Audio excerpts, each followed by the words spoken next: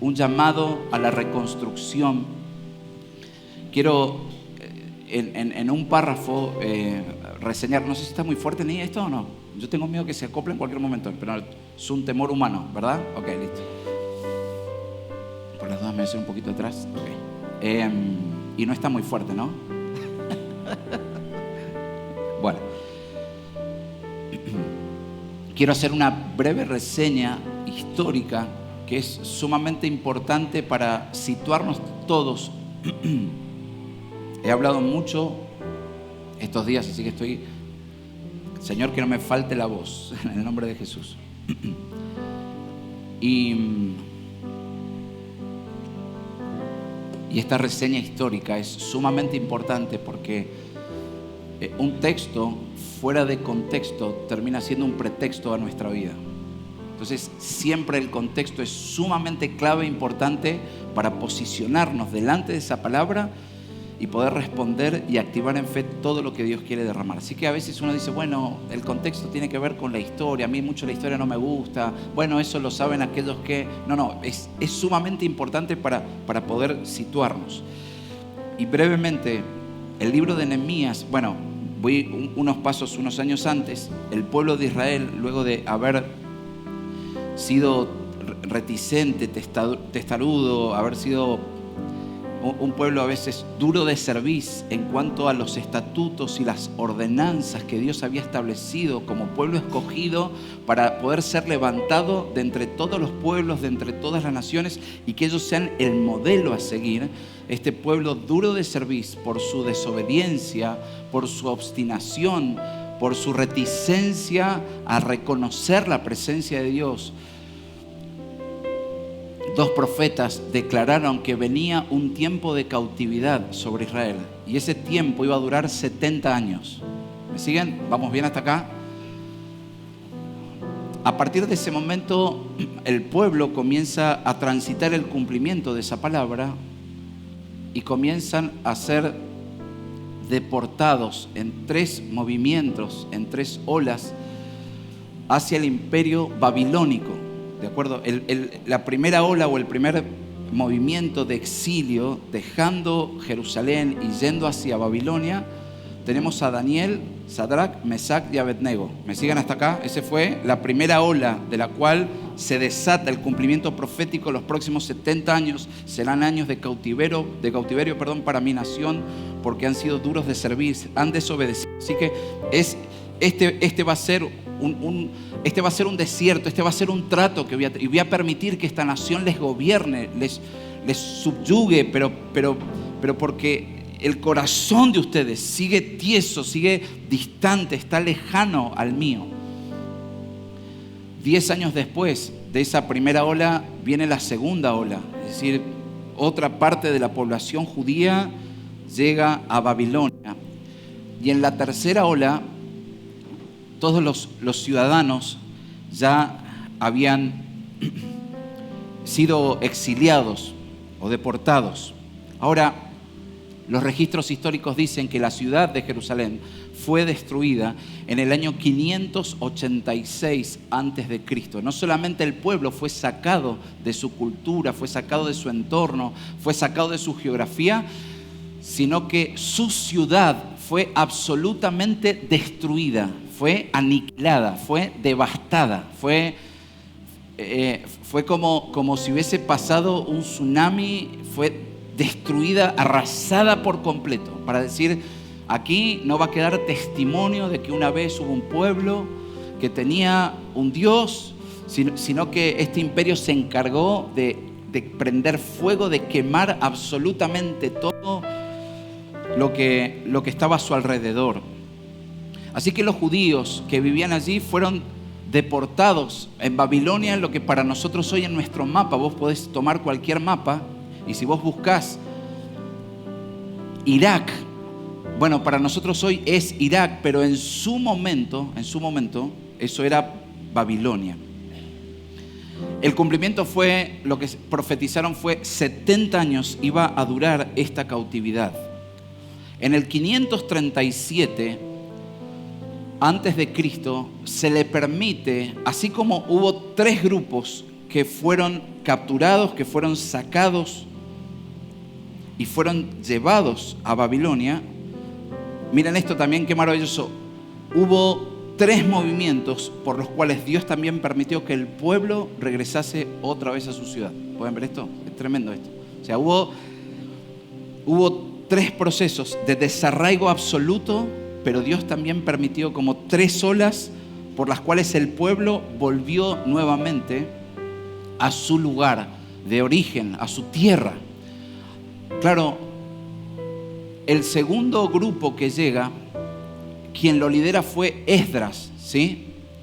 Y con el liderazgo de Esdras, el pueblo comienza a restaurar o a reconstruir el templo.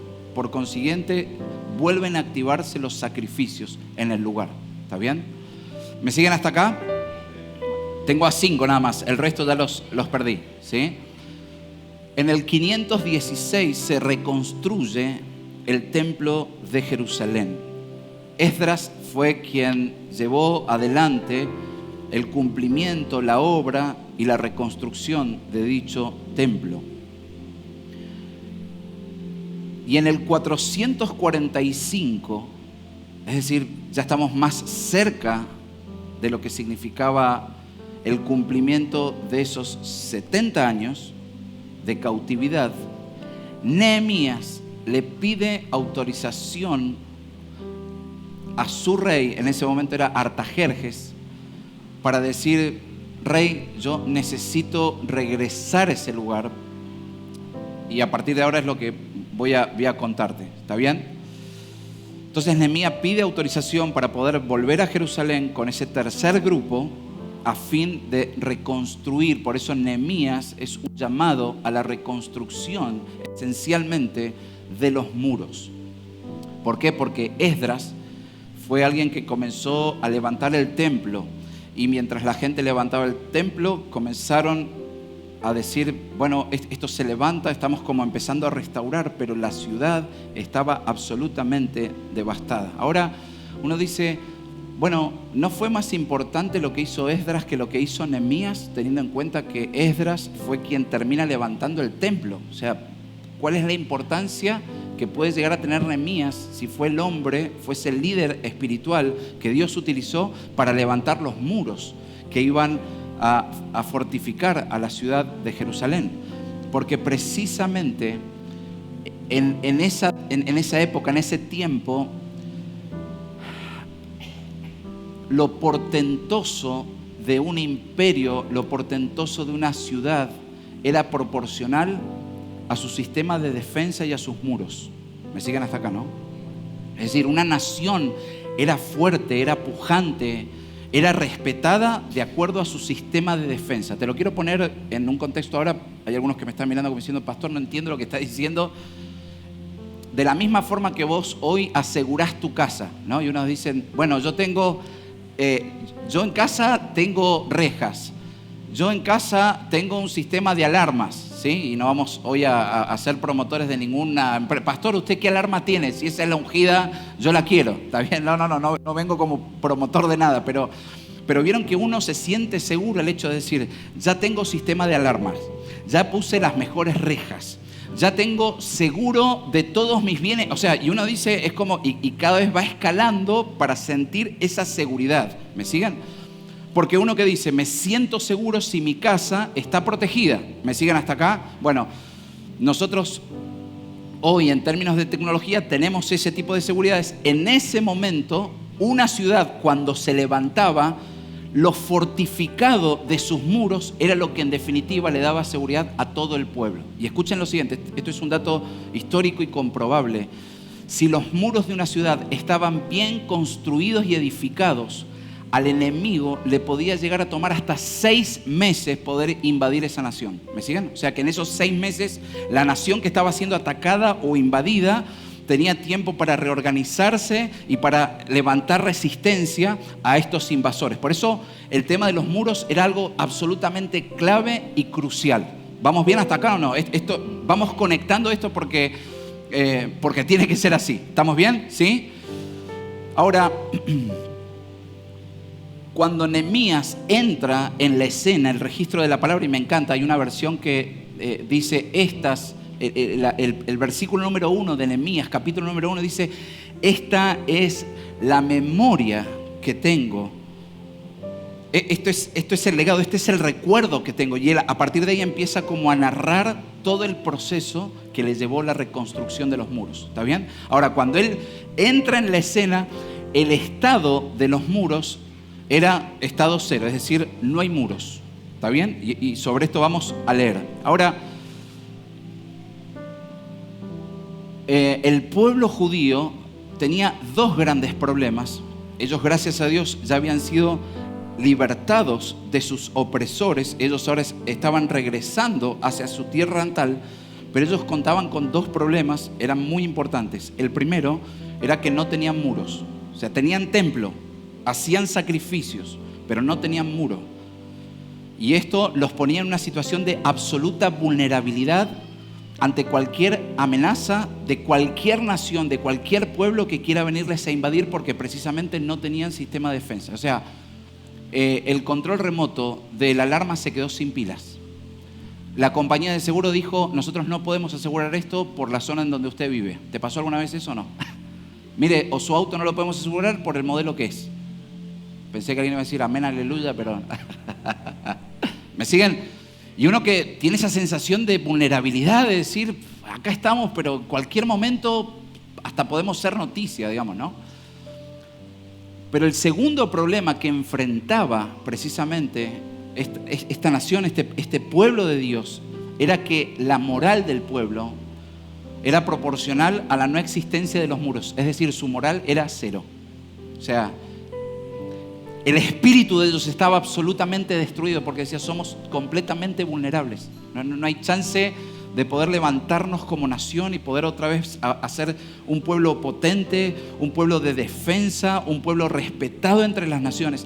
Así que la situación no era solamente edilicia, que no tenían un sistema de defensa por medio de un muro, sino que moralmente, anímicamente, el pueblo, fíjense, ellos habían recuperado la libertad, pero por no tener sus muros, moralmente estaban devastados, estaban destruidos. ¿Me siguen hasta acá? ¿Sí? Ok. Entonces, ahora sí, nos vamos a meter de lleno. Y hoy más que mensaje, es solo una introducción a lo que vamos a comer por los próximos domingos, pero créanme que esta introducción es importante. Vamos a ir a Nehemías 1, del 1 al 4, y sobre esto me voy a detener en esta mañana. Solo voy a ver estos 4 versículos. Dice así: palabras de Nehemías, hijo de Acalías, en el mes de Quisleu, en el año 20 del rey Artajerjes de Persia.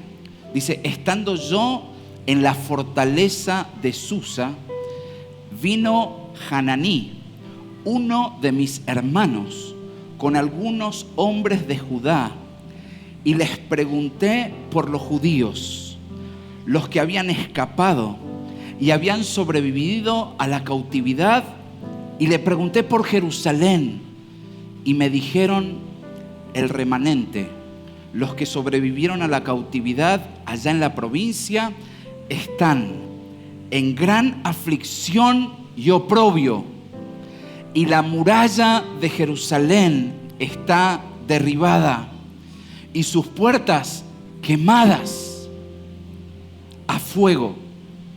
Oh, tremendo esto. Cuando oí estas palabras, dice Nehemías, me senté y lloré. Hice duelo algunos días y estuve ayunando y orando delante del Dios del cielo. Hasta acá la porción de la palabra de Dios.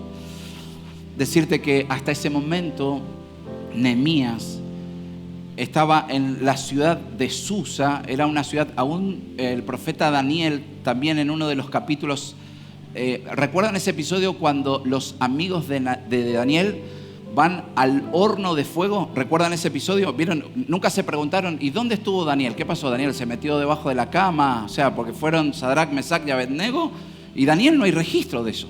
Bueno, estudiando y profundizando en esto, Daniel en ese momento, ¿a que no saben en qué ciudad estaba? En Susa. Exactamente. Así que es una ciudad que, si bien no es la capital, en ese momento obvié un dato y no es menor, el imperio medo-persa es el que está imperante. O sea, ya había pasado del babilonio y ahora está el imperio medo-persa como la nación o el imperio pujante. Y ahí está Nehemías y está en Susa. Y si bien no es la capital propiamente dicho, pero es una ciudad absolutamente estratégica para dicho imperio. Ahora, si vos me querés acompañar, el último versículo del capítulo número 1 dice, y es la última frase que también nos da un dato que no es menor.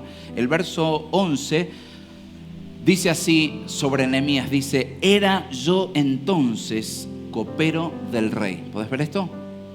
O sea, la función que tenía Nehemías en ese momento era la de ser copero del rey. Es decir, él estaba en una ciudad estratégica, Susa. Su misión, su función era ser copero del rey. Si nosotros hoy tuviésemos que darle F5 o actualizar esta realidad, porque hoy dice, bueno, ¿quién es copero del rey en esta casa? No sé, nadie. Es un oficio que para nosotros está absolutamente caduco, muerto, o sea, cesó en un sentido, ¿no? Pero si nosotros hoy tuviésemos como que actualizar esa realidad, diríamos que quien era copero del rey venía a ocupar la posición de un primer ministro. ¿Me siguen? Era una persona de absoluta autoridad. Era una persona que tenía todo el respaldo. Y escuchen esto que es clave.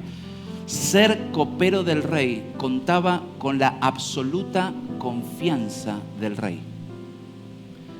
Los historiadores dicen que hubo más de un rey que llegó a confiar más en su copero que en su esposa. O sea, fíjense el nivel de decir qué nivel de confianza que tenía este tal Nehemías al decir yo era copero del rey. Y uno dice, ¿y por qué esto de ser primer ministro? Esto de que estaba a cargo de las relaciones diplomáticas. Él tenía también una función de ser casi como el guardaespaldas del rey. Era una persona de la cual el rey confiaba plena y absolutamente. Nunca tenía una sombra de sospecha el rey sobre su copero. Claro, en esa época era muy común y muy normal que había tanto dentro de un reino, dentro de un imperio, dentro de una nación, como fuera de ella, personas que querían la muerte del rey. ¿Lo pueden ver? Y una de las maneras efectivas y concretas, ¿cuál era? Era envenenar la copa del rey. ¿Me siguen? Así que ser copero del rey, uno dice, wow, qué honra, qué confianza me da el rey. Pero también implicaba un riesgo altísimo, porque el rey, en sus almuerzos, en sus cenas y en el momento cuando él quería beber algo, él no tocaba una copa. ¿Hasta cuándo? Hasta que el copero, en este caso Nehemías, que dijera, rey, ¿quieres servirse en esta hora? Sí, tengo ganas de un Malbec, cosecha 98. Tendrás ahí, me vas a buscar en la bodega, y ahí iba Nehemías. Descorchaba, ¿no? Uy, qué buen efecto ese, ¿no? Estaba bueno. Ese se los doy gratis, no hay problema. Ahora, piensen en este momento. La escena era Nehemías diciendo, voy a probarlo, rey.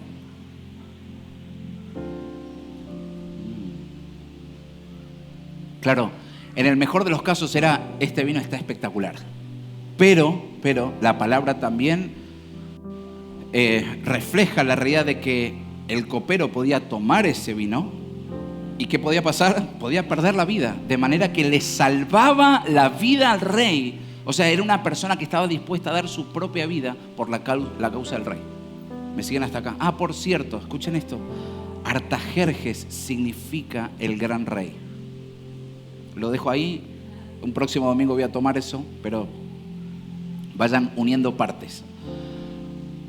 Así que fíjense el honor, la responsabilidad y el compromiso que tenía este hombre. Sin embargo, lo que recién acabamos de leer, vivía en Susa, contaba con todo el respaldo y la confianza del rey. Él era el copero, pero dice la palabra en el verso 1 que llegó uno de sus hermanos, Hananías. Y este hombre trajo reportes de la situación, trajo un diagnóstico. En ese momento tengan en cuenta que Susa de Jerusalén estaba en una distancia entre 1.300 y 1.600 kilómetros. ¿Me siguen? De manera que una persona que iba a hacer ese trayecto en camello, como lo hizo el hermano, le iba a llevar entre 3 y 4 meses trasladarse. O sea, imagínense. ¿Está bien? Así que llega el hermano de Nehemías y dice que llega junto con otros hombres de Judá. ¿Y qué es lo que hace Nehemías? Dice, necesito un reporte. ¿Qué es lo que está pasando? Necesito saber si ya es tierra de avivamiento. Necesito saber si la gloria del Señor se está manifestando en ese lugar. Necesito saber si hay manifestación sobrenatural del poder de Dios. Pero sin embargo dice la palabra que el hermano lo mira y dice, hay un reporte y es absolutamente negativo. Es un reporte absolutamente desalentador.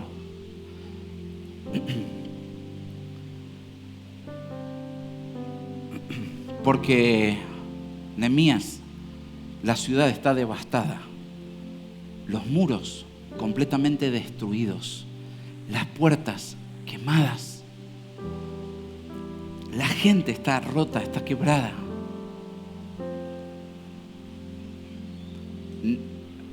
No hay gente que vaya al frente diciendo esto se puede. La fe está en cero. O sea, está todo como perdido. La gente ocupa ese lugar. Escuchen esto, la gente ocupa ese lugar pero no lo habita.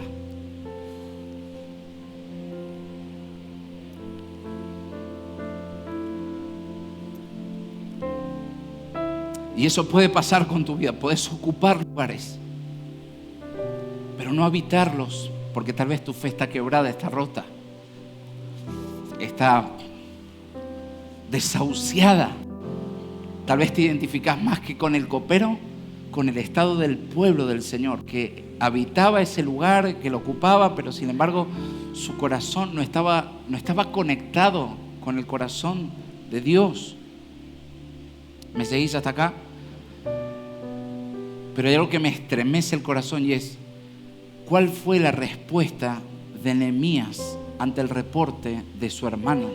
Y el versículo número 4 dice, cuando oí estas palabras, dice, me senté y lloré. Hice duelo algunos días y estuve ayunando y orando delante del Dios del cielo. Quiero por un momento graficarte, hice un trabajito ahí de producción, no menor. Porque dice la palabra que Nehemías hizo duelo por un determinado tiempo. Dice, pero estableció un ayuno y estableció un tiempo de oración. Y no es que, me acaban de dar noticias sobre una situación, así que bueno, acá, Señor, bueno, ya sabes mi agenda, toda la historia, así que bendecilos, cubrilos, restaurarlos, levantarlos y que se mejoren, pum, y seguí mi historia. Dice que Nehemías, cuando recibe ese reporte, dice que se quiebra, empieza a llorar, empieza a gemir, se viste de cilicio, transita un tiempo de duelo. Y si uno conecta las partes, dice que desde el momento en que él oyó esta noticia, eso sucedió en el mes de Quisleu, y recién fue en el mes de Nisán cuando Artajerjes el rey le da la posibilidad de él regresar a Jerusalén. ¿Me siguen hasta acá? Bien, entre este mes, Quisleu y Nisán, pasaron 4 meses. Quiero que entiendas esto. El duelo, el dolor, el clamor y la intercesión de Nehemías no fue solamente una oración de Dios justiciero, gracias por el puchero y bendecí a esta gente, sino que fue alguien que con su duelo, con su intercesión y aún con sus lágrimas perseveró durante 4 meses hasta que logra dar con el consentimiento de Artajerjes para decir, tenés mi permiso para ir a Jerusalén y cumplir con lo que se te ha concedido. ¿Me seguís hasta acá? Y a veces nosotros pensamos y decimos, bueno, estoy tal vez en un tiempo de crisis y estamos en la generación del ya y de la hora, estamos en la generación del microondas, ponelo en 2 minutos, dale 2 minutos y tenés el paquete de pochoclos, tenés la lasaña, tenés la comida increíble, solo 5 minutos y tenés tus papas fritas de una forma espectacular. Y a veces creemos que Dios también opera con una unción microonda, pero quiero decirte que Dios es un Dios de procesos. Dios trabaja en nuestras vidas por medio de procesos y Él permite desiertos, permite momentos de soledad, permite momentos de angustia, porque es en esas instancias donde su presencia nos prensa. Es en ese lugar donde Él saca todas nuestras muletas, elimina todo tipo de distracción para que solamente nuestra mirada esté enfocada en su rostro, para que solo nuestra dependencia no esté en un líder, no esté en un pastor, no esté ni en papá, ni en mamá, no esté en los hermanos, no esté en otra persona que no sea la persona de nuestro Señor. Y es por eso que Nehemías, por 4 meses estuvo en este espíritu y estuvo en este clamor, estuvo en este ruego, estuvo en esta súplica. Ahora, vaya si Vaya si Nehemías no fue un hombre que no solamente oró cuando las papas ardían, sino que fue un hombre que sostuvo una vida de oración. Quiero darte este dato que no es menor. No solamente él estuvo esos 4 meses orando, intercediendo. El libro de Nehemías es de los 66 libros que contiene la Biblia. Es uno de los 5 libros que más oraciones registra el libro. ¿Me seguís, no? No sé si estás recibiendo la llave de lo que significa una iglesia que hace de la oración su habitación. Hola. Hola. No fue un hombre que solamente activó la oración en el tiempo de crisis. Sus memorias registran, a la luz de los 66 libros que conforman la palabra del Señor inspirada por el Espíritu Santo, este hombre registra 11 oraciones sacerdotales, 11 oraciones inspiradas por el Señor, para que aún todo lo que Dios iba a desatar, no solamente para su vida, sino a través de su vida, para su amado pueblo, que créeme que iba a ser en sus fuerzas 0, imposible, pero necesitaba de un corazón de intercesor, de un corazón de ruego, de un corazón de clamor, de un corazón que dice: Señor, esto es con ruego, es con lágrimas, pero aún mis lágrimas son esas oraciones líquidas cuando me quedo sin palabras. Oh, mi Cristo.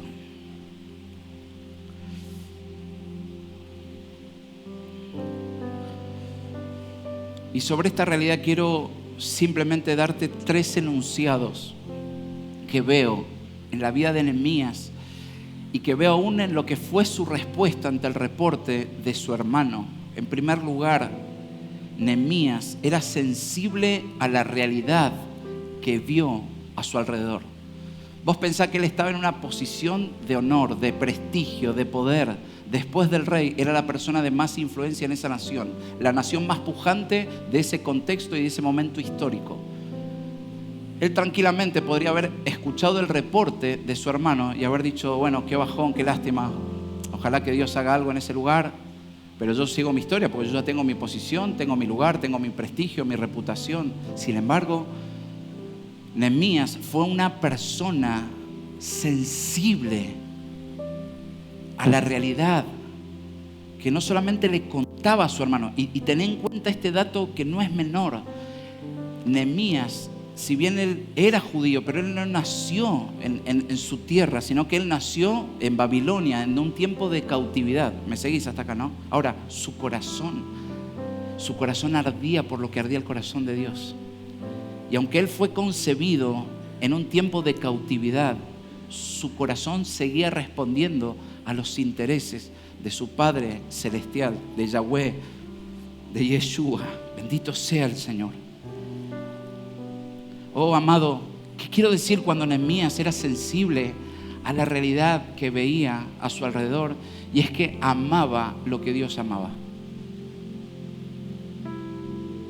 Y lejos de lavarse las manos y decir: bueno, ese es otro tema, Dios levantará otra generación, él respondió con ruego, con súplica, con dolor, con duelo, con un clamor perseverante durante 4 meses. Y en esos 4 meses, mientras oraba, si bien la palabra no lo registra, pero me hago cargo de lo que digo, pero estoy seguro que en más de una oportunidad iba para decir, hoy es el día que tengo que hablar con mi rey para que me deje ir a ese lugar. Podés ver la sensibilidad de este hombre de Dios, que fue alguien que, porque amó lo que Dios amaba, fue un instrumento escogido en las manos de nuestro Dios. Porque amó lo que Dios amaba. Amado, quiero decirte que has sido diseñado, has sido creado, has sido formado para amar lo que Dios ama.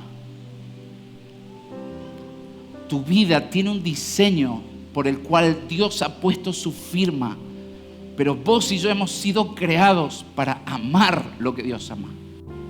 Porque cuando aprendemos a amar lo que Dios ama, oh amado, nuestra vida comienza a transitar la plenitud, nuestra vida comienza a vivir la llenura, esa vida abundante que Jesucristo dijo.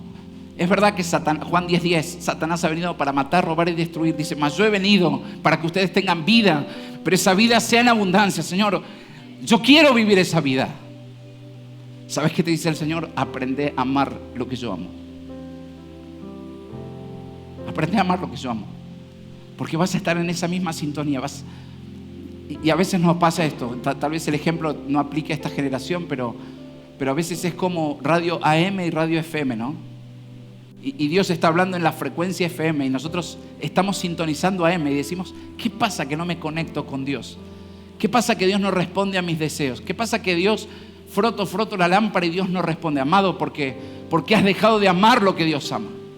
Esta es la invitación que Él nos hace, como lo hizo en el corazón de Nehemías, porque he encontrado un corazón sensible a la realidad que lo rodea. Y escucha esto, Nehemías estaba a 1600 kilómetros del conflicto, mas su corazón amaba lo que Dios amaba. Iglesia, vengo a decirte en esta preciosa mañana que tenemos delante de nuestros ojos una oportunidad única e incomparable en la temporada, en la instancia, en el momento que te encuentres hoy, de poder reconectar tu vida para decir, Señor, dame la gracia de aprender a amar lo que vos amás. Dame esa gracia, Señor. Dame esa gracia de reconfigurar lo que tal vez signifique. Yo pensaba que Dios existía para satisfacer mis necesidades. Yo pensaba que Dios existía para hacerme feliz. Yo pensaba que Dios existía para evitarme los problemas. Amado, quiero decirte que no solamente su plan, Cristo Jesús vino, se hizo como nosotros, murió y resucitó. Y la realidad es que Él no existe para nosotros, sino que nosotros existimos para Él. Y nuestro desafío es amar lo que Él ama. Y quiero decirte lo siguiente, así como en la generación de Nehemías, cuando su amado pueblo, su pueblo escogido, estaba devastado moralmente, no tenía fuerza, no tenía empuje, su fe era nivel 0. Nadie se levantaba con una voz de ánimo, de esperanza para decir, esto lo vamos a cambiar. Pero ahí estaban los ojos de Dios recorriendo entre las naciones, hasta que encontró el corazón de un hombre que estaba a 1600 kilómetros de su ciudad amada. Y Dios le vio y dijo, este hombre está amando lo que yo amo. Oh, Señor. Quiero decirte que así como sucedió en la generación de Nehemías, Dios hoy, sus ojos siguen recorriendo la tierra y Él sigue buscando corazones y vidas de hombres y de mujeres que estén dispuestos a amar lo que Dios ama. Y quiero decirte que ese es mi asunto, ese es mi negocio. Esto es lo que va a ocupar el resto de mi vida. Aprender a amar lo que Dios ama. Y tengo un montón de testimonios para compartirte, pero hoy no aplica el tiempo porque no puedo casar a los novios en menos de una hora. Orá para que cuando enseguida me tenga que ir, Dios abra el camino y que pueda llegar a ese casamiento. Oh, puse este principio. Amados, Dios promueve aquellas vidas a las que les importa lo mismo que a Él le importa. Si tu agenda es, Señor, yo quiero amar lo que vos amás, vos quédate tranquilo, tu vida va a ser promocionada por el Señor. Si vos inquirís, si tu corazón está en decir, Señor, ¿cuáles son tus intereses? ¿Cuáles son tus pasiones? ¿Qué es lo que vos amás? y tu corazón está contendiendo, tu corazón está en clamor, está en ruego, está en intercesión, vos quédate tranquilo que Dios va a promover tu vida. Tenés al mejor promotor, y no es Don King, ese hombre que preparaba las mejores peleas de boxeo en el mundo. El mejor promotor se llama el Rey de Reyes, Señor de Señores. Y Él está comprometido con su misión. Él está comprometido con su plan. Y todos aquellos que se alinean a su plan, como fue el corazón de Nehemías, al día de hoy, quiero decirte que vamos a ser promovidos por esa gloria venidera que Dios va a manifestar. Y yo digo amén. Yo digo amén, Señor. Que mi corazón se quebrante, Señor, ante las mismas cosas que quebrantan tu corazón, oh Dios. Que mis lágrimas estén en sintonía con aquellas realidades que hacen que tus ojos también desprendan lágrimas. Que mi mover, que mi accionar sea una respuesta, porque he aprendido a amar lo que vos amás. Amén.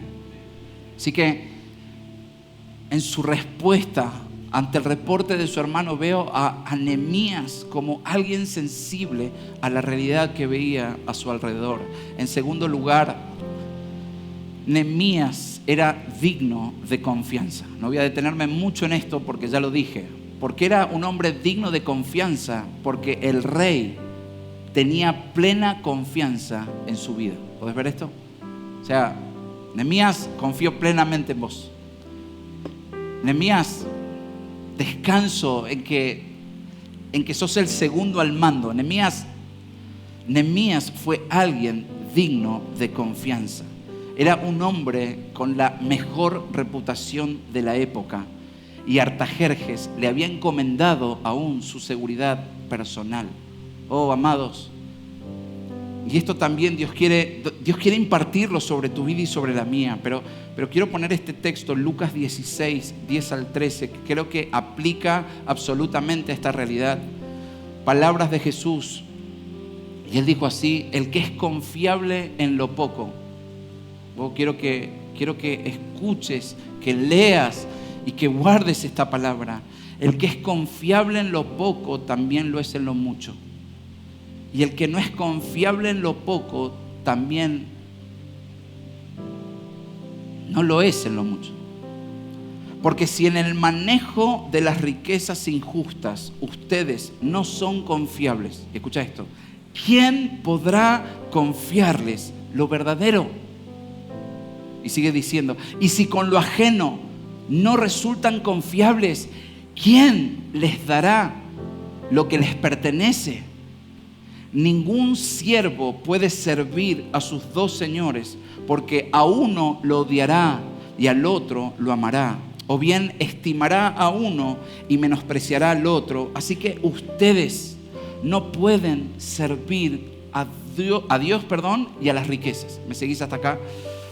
Hay tres realidades de las cuales vos hoy podés medir si sos una persona digna de confianza según la métrica del Señor Jesús. La primera es cómo administras tus riquezas. Esta es cómo manejas tu economía. Esto es una clara señal de que si en tu casa se preside una buena administración, no solamente estás por el buen camino, sino que Dios empieza a verte como una persona digna de su confianza. ¿Me seguís hasta acá, no? O sea, si podés administrar riquezas aquí en la tierra, dice el Señor, yo voy a confiarte lo que para mí es mucho más trascendente que la plata, el oro, acciones en la bolsa, acciones en lo que significa el mercado de valores. Sí, es mucho más que el porcentaje que hoy me ofrece Mercado Pago si pongo mi sueldo en ese lugar. Pero Dios dice, si sos alguien fiel en esa administración, vas a ser alguien digno de mi confianza. Este es el primer principio. Si sos una persona en donde tu economía está saneada y está saludable, estás ganándote mi confianza. Sos alguien digno de mi confianza. ¿Hay un amén por ahí o no? Ok. Pero en segundo lugar, verso 12 dice, y si con lo ajeno no resultan confiables, dice, ¿quién les dará a lo que les pertenece? ¿Esto sabe qué quiere decir? Dios te da la gracia de ser parte de un ministerio, por ejemplo. Dios te da la gracia de servir en un ministerio. Dice el Señor, sos una persona confiable para tu líder, sos alguien que está en sujeción, sos alguien que se sujeta a la autoridad, sos alguien que cuida lo que se ha delegado, sos alguien que honra. Por esa confianza de decir, hey, somos parte de este equipo, estamos liderando, estamos en el ministerio de brigada, estamos en el ministerio de alcance. ¿Cómo te moves bajo sujeción?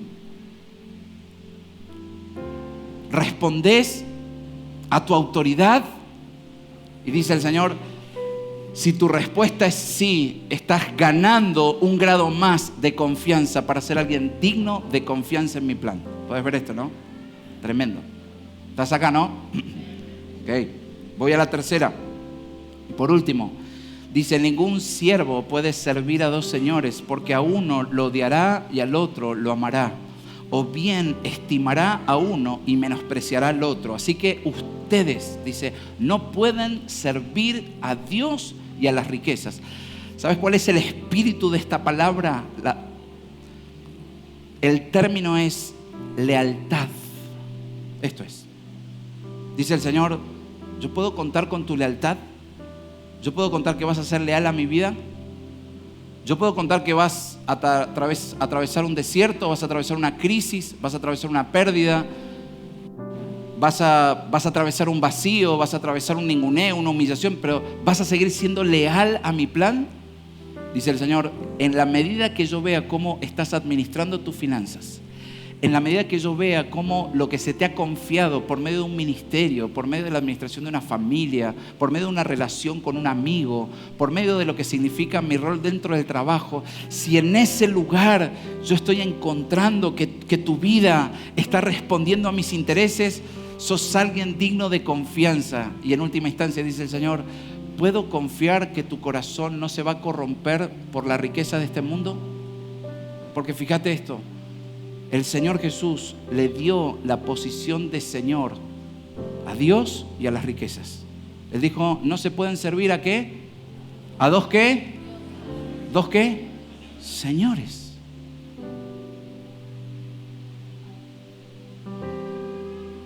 Porque Él sabe que nuestro corazón se puede corromper aún en medio de la prosperidad. Señor, lo que tanto tiempo te pedí, oré, clamé y me lo diste. Y me enamoré más de la bendición que del que me bendice. Y ya está listo. Y ahora me fui a disfrutar de la bendición. Oh, la cantidad de empresarios que empezaron diciendo, Señor, si me das, va a ser para tu reino. Y que lamentablemente por no tener el corazón en la posición correcta, su lealtad fue quebrada. Y lejos de, aún con todos los recursos que por medio de la habilidad que Dios te dotó para generar recursos, dejaste de ponerlo para el reino y fue para tus placeres personales. Dice, ahí hubo algo que se quebró la lealtad.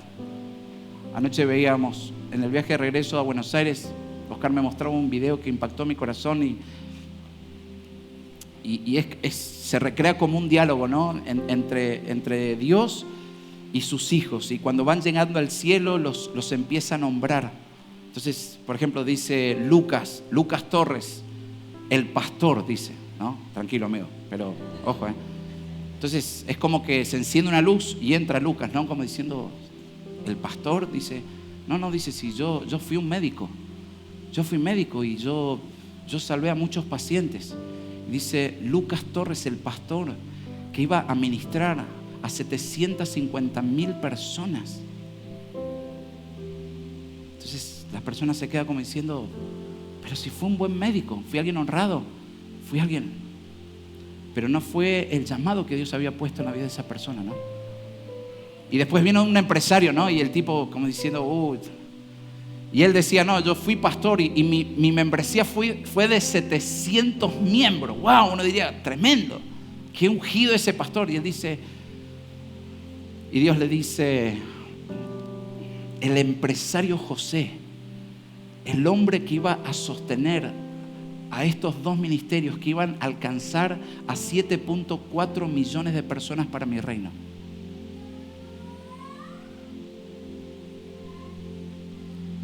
Y en tercera posición llega una mamá y la mamá llega como llorando, ¿no? Y dice, y acá estoy, dice, y Y yo lo que pude hacer fue criar a mis 3 hijos. Y la mujer con lágrimas, diciendo, es lo único que pude hacer. Y se escucha la voz de Dios que dice, no me acuerdo el nombre, pero supongamos, ¿no? Roxana, la mamá que por haber criado a estos 3 líderes, 15.6 millones de personas alcanzaron el evangelio. Buen siervo y fiel, en lo poco fuiste fiel, respondiste al llamado.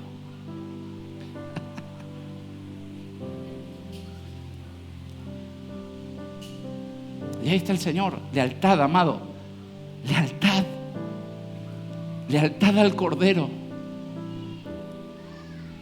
lealtad al Cordero. Yo quiero ser leal al Señor, yo quiero ser leal a Él.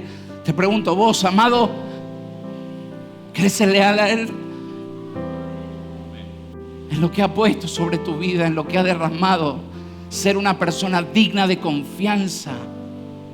Ponete a pensar por un instante que Dios me mire y diga, sos una persona digna de mi confianza. Teniendo legiones y legiones, millares y millares de personas, teniendo ángeles que al chasquido pueden ejecutar la voluntad del Señor de forma perfecta, Dios decide y sigue buscando personas que sean leales a su plan, que sean leales a amar lo que Él ama. La pregunta es, ¿Dios encontrará en esta habitación llamada Angular personas que son sensibles a la voz del Señor? Personas que son sensibles a amar lo que Él ama, personas dignas de confianza. Oh Señor, heme aquí.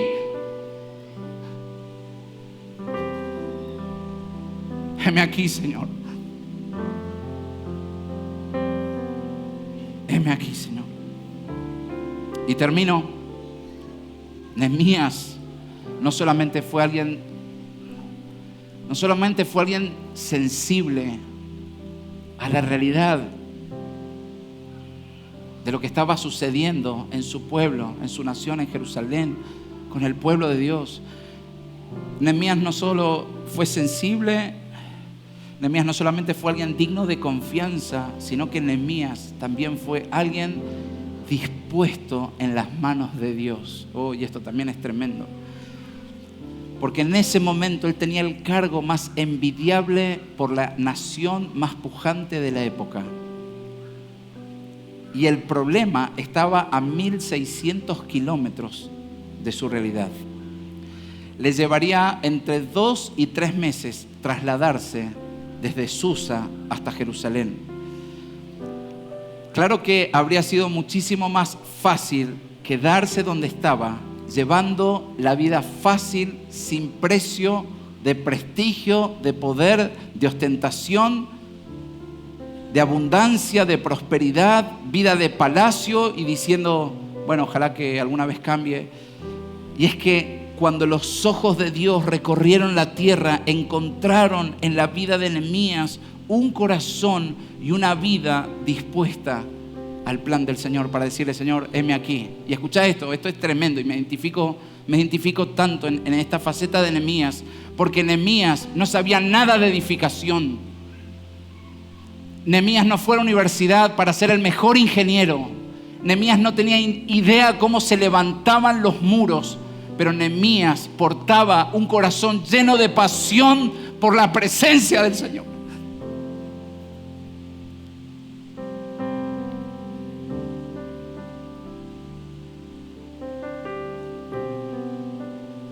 Y eso es un corazón que está dispuesto y que dice, Señor, tal vez no lo sé todo, no tengo todas las habilidades, pero quiero que sepas que hay un corazón que arde por tu presencia, Dios.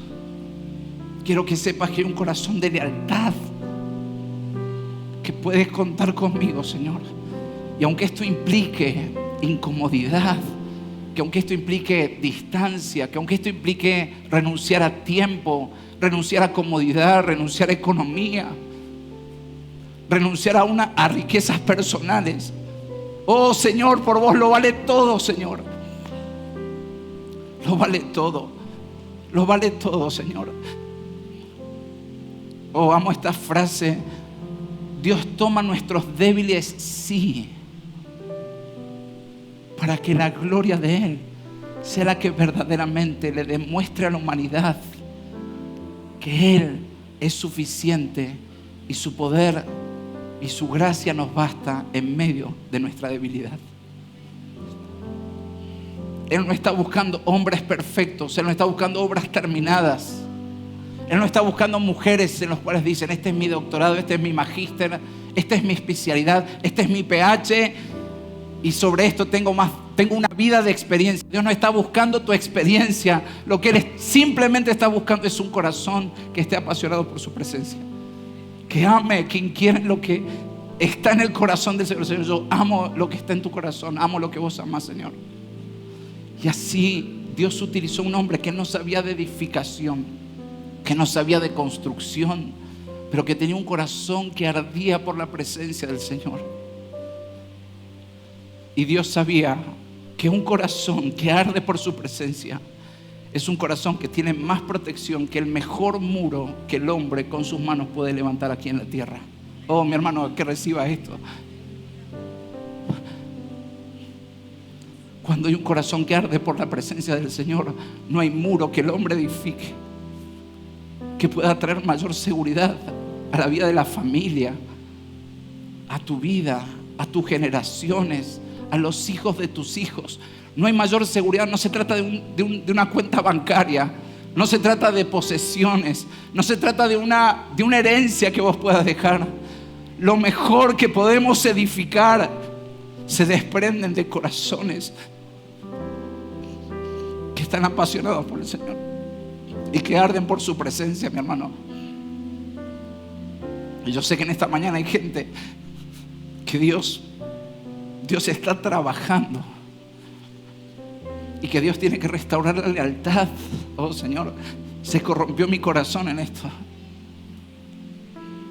Oh, Señor, si me dieras la posibilidad como la tuvo Nehemías, yo otra vez volvería a decirte que sí. Y aunque mi sí es débil, volvería a decirte que sí, Señor. Y tengo buenas noticias. Hoy puede ser un día de un nuevo comienzo para tu historia.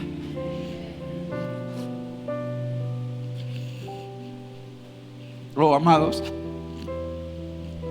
el día que deje de predicar sin llorar porque lo amo, será el día que dejaré de ser un pastor.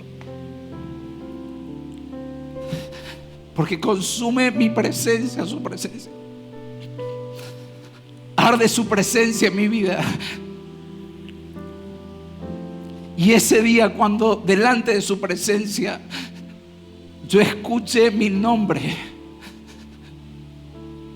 y Él me diga: Lucas, ¿qué fue lo que hiciste con mis amadas ovejas que te confié? Oh, amados, lo último que espero es que fui conocido en el mundo. Oh, la fama, oh, los bienes. No, señores, buen siervo y fiel, me fuiste leal. Buen siervo y fiel, fuiste digno de mi confianza. Buen siervo y fiel, fuiste sensible a la realidad de mis ovejas perniquebradas, porque las recibiste, las vendaste, las ungiste, las acompañaste. Buen siervo y fiel, entra al gozo del Señor. Ah, Jesús. Bueno, y ahora sí me tengo que ir. Oh, Nehemías dijo: no soy constructor, pero voy a reconstruir los muros. Oh, él no tenía ni los conocimientos ni las habilidades necesarias para este trabajo, pero tenía un corazón absolutamente dispuesto a la presencia del Señor. Oh, mi hermano, vengo de un lugar. Estuvimos 72 horas en un lugar. Estuvimos en una incubadora espiritual. Estuvimos en un vientre espiritual.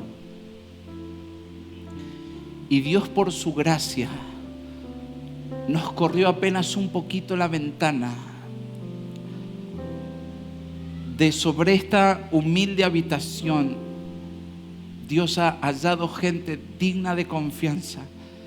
Dios ha hallado personas leales.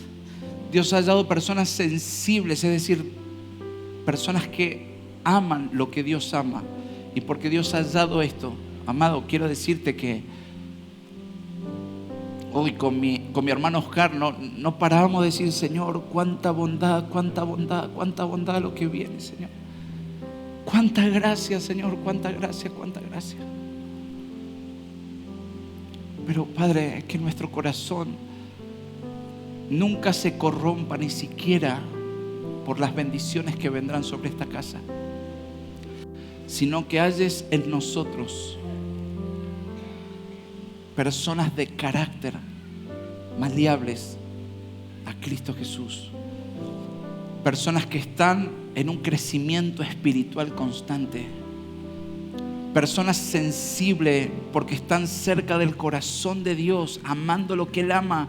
Responden a ese amor, responden al ruego, a la súplica del Señor, y por consiguiente manifiestan aquí en la tierra los deseos y los anhelos que están en el corazón del Padre. Alguien tiene que decir amén a esto.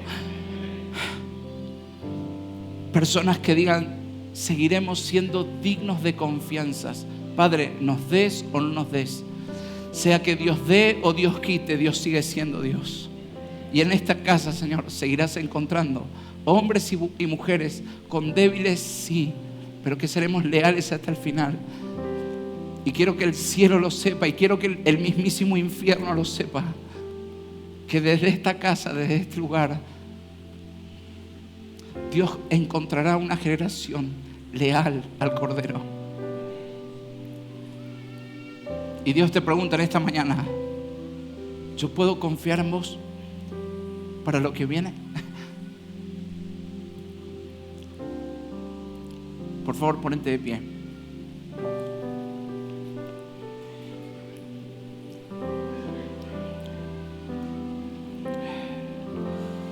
Y la respuesta no me la tenés que dar a mí. No estamos en este momento tomando notas para decir: levante la mano quien dice que, mira, tal hermano, mira, Maxi dijo que sí, así que Maxi, sí, mira, acá, André dijo que no, mi hermano, Dios hoy te pregunta, como a mí me preguntó anoche, eran las 2 de la mañana, y Dios llevándome a esto: ¿sos digno de confianza? ¿Puedo confiar en vos? Oh, mi hermano, respondele a Dios, no a mí, respondele a Él.